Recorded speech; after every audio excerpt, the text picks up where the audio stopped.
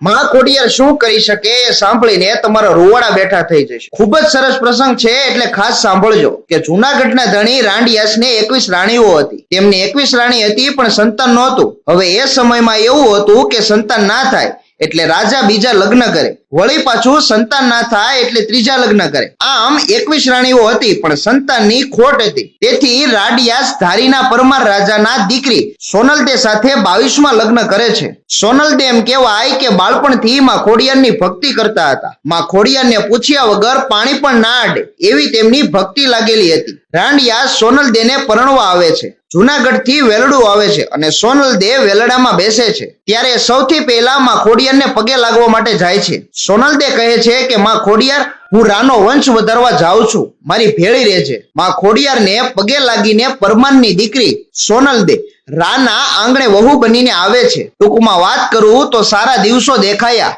અને સોનલદેના શ્રીમતના મુહૂર્ત લેવાયા। ત્યારે રાંડિયાસની આગળની 21 રાણીઓ ભેગી થઈને વાતો કરે છે કે સારા દિવસો દેખાણા છે અને હવે સોનલદે દીકરાને જન્મ આપશે તો આપણે 21 રાણીઓ અણમાનીતી થઈ જઈશું। કારણ કે એ સમયે એવું હતું કે રાજાની કોઈ એક રાણી દીકરાને જન્મ આપે એટલે બાકીની બધી રાણી અણમાનીતી થઈ જાય। ટૂંકમાં વાત કરું તો બધી રાણીઓ ભેગી થઈને વાત કરે છે કે સોનલદે દીકરાને જન્મ આપશે તો આપણે અણમાનીતી થઈ જઈશું, હવે શું કરવું? ત્યારે એમ કહેવાય કે જૂનાગઢના ગીરમાંથી અઘોરી બાવાને ગોતવાનું વિચારે છે। માણસોને કહે છે કે જેટલા સોના મહોર જોઈએ એટલા લઈ જાઓ, પણ કોઈ અઘોરી બાવાને ગોતીને લઈ આવો। અઘોરી બાવાને ગોતે છે અને કહે છે કે તમે જેટલું માગો એટલું ધન આપીએ, પણ સોનલદેને પ્રસૂતિ ના થવી જોઈએ। ટૂંકમાં વાત કરું તો તાંત્રિક વિધિથી અડદનું પૂતળું બનાવે છે। 21 રાણીઓને કહે છે કે આલ્યો આ અડદનું પૂતળું ધરતીમાં ધરબી દો। અઘોરી બાવા કહે છે કે જ્યાં સુધી આ પૂતળું ધરતીમાં હશે ત્યાં સુધી સોનલદેને પ્રસૂતિ નહીં થાય। પછી તો એમ કહેવાય કે દિવસો વીતવા લાગ્યા છે। ધીમે ધીમે 9 મહિના, 12 મહિના અને એમ કરતા કરતા 9 વર્ષનો સમય વીતી જાય છે। પછી તો સોનલદેનું માત્ર પેટ દેખાય છે, શરીરમાં કંઈ બચ્યું નથી। 21 રાણીઓ આવીને રાજાને કહે છે કે તમે પીડાને પરણીને આવ્યા છો, અરે આના પેટમાં સંતાન નથી, કોઈ બીમારી હશે। આ વાત રાજાના મનમાં બેસી ગઈ। સાહેબ, અત્યાર સુધી સોનલદેને મહારાજનો સાથ હતો, પરંતુ હવે રાજા પણ તેમની સાથે નથી। સાહેબ, આ દેશની દીકરીને સાસુ, સસરા, જેઠ, જેઠાણી અને નણંદના મેણાથી વધારે દુઃખ ના થાય, પરંતુ જ્યારે તેનો ધણી સાથ ના આપે ને ત્યારે એ દીકરી ઝેર જ ગોતે। સાહેબ, રાંડિયાસ આવે છે અને મહારાણીને કહે છે કે દૂર પેલી ઓરડીમાં તમારા મુકામ કર્યા છે, આજથી તમારે ત્યાં રહેવાનું છે। હવે મને તમારું મોઢું ના બતાવતા, હું તમારું મોઢું નહીં જો। સાહેબ, ભાંગેલ તૂટેલ ઓરડીમાં સોનલદેને મોકલી દેવામાં આવે છે। હવે શું થાય છે એ ખાસ સાંભળજો। અડધી રાતનો સમય છે, દીવો જગે છે અને ત્યારે પોતાની સાથે આવેલી વાલબાઈ નામની દાસીને સોનલદે બૂમ પાડીને બોલાવે છે, વાલબાઈ, એ વાલબાઈ। હા બા, બોલો ને। રાણી કહે છે કે વાલબાઈ, અત્યાર સુધી એમ હતું કે રાજા આપણી સાથે છે, પણ હવે એ પણ સાથે નથી। હવે મારાથી પીડા સહન નથી થતી, મારા માટે ઝેર લેતા આવો। રાત વીતી જાય છે, સવાર પડે છે। બીજી રાતે ફરી પાછા સોનલદે વાલબાઈને બોલાવીને કહે છે કે તમે ઝેર લાવ્યા? હા બા, લઈ આવી, પરંતુ મારી એક શરત છે, એમાંથી અડધી તાહળી મને આપજો, નહીતર હું તમારા વગર ક્યાં જઈશ। સાહેબ, અડધી રાતનો સમય છે, તાહળીમાં ઝેર ઘોળે છે અને ધ્રુજતા હાથે દાસી આ તાહળી સોનલદે સામે ધરે છે। સોનલદેના હાથમાં ઝેર ભરેલી તાહળી આવે છે। આંખ બંધ કરી અને સોનલદેને ગળધરા વાળા ખોડિયારમાં યાદ આવે છે અને કહે છે કે હે માં ખોડલ, હું તમને પગે લાગીને આવી હતી, અરે તું મારી માં છો।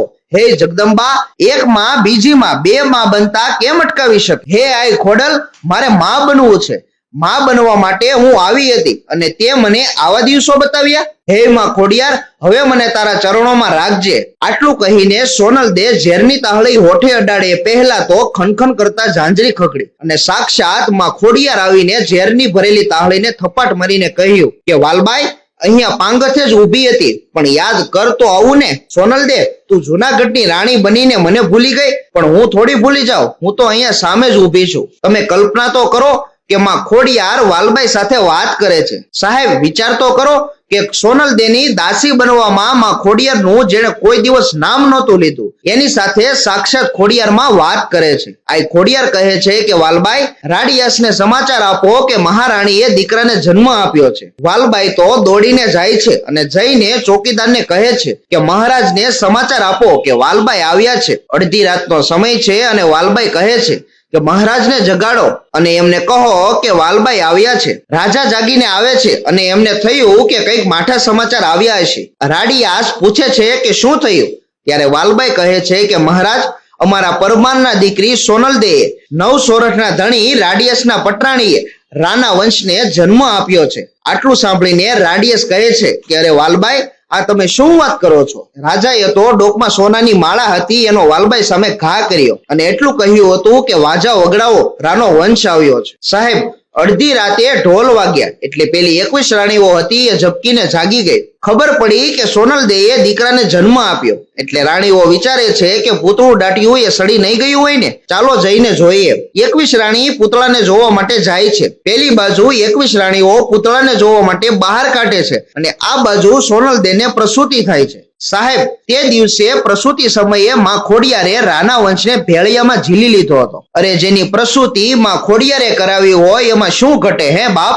એ દીકરાનું નામ નવઘણ પાડવામાં આવ્યું. ઘણનો અર્થ થાય છે ચોમાસું. એવા 9 ચોમાસા પછી આ દીકરાનો જન્મ થયો. તેથી માં ખોડિયારે કહ્યું કે સોનલદે, આ બાળકનું નામ નવઘણ રાખજે. બાપ, માં ખોડિયારે કહ્યું હતું કે સોનલદે, દીકરાને કહેજે જ્યારે કામ પડે ત્યારે મને યાદ કરે, હું આવીને ઊભી રહીશ. સાહેબ, એ જ નવઘણ જ્યારે સિંધમાં જતા હતા ત્યારે કાળી ચકલીનું રૂપ ધારણ કરીને માં ખોડિયાર ભાલે બેસી ગયા હતા. અરે યાદ કરો એટલે માં ખોડિયાર હંમેશા એના છોરુડાની રક્ષા કરે. દિલથી યાદ કરો તો એ 9 વર્ષે પણ દીકરાનો જન્મ કરાવે. દોસ્તો, કોમેન્ટમાં જય ખોડિયારમાં જરૂરથી લખજો અને વિડીયોને લાઈક અને શેર કરી દો તથા આવા અન્ય વિડીયો જોવા માટે અમારા ફેસબુક પેજ કાઠિયાવાડની વાતોને ફોલો કરો. ધન્યવાદ.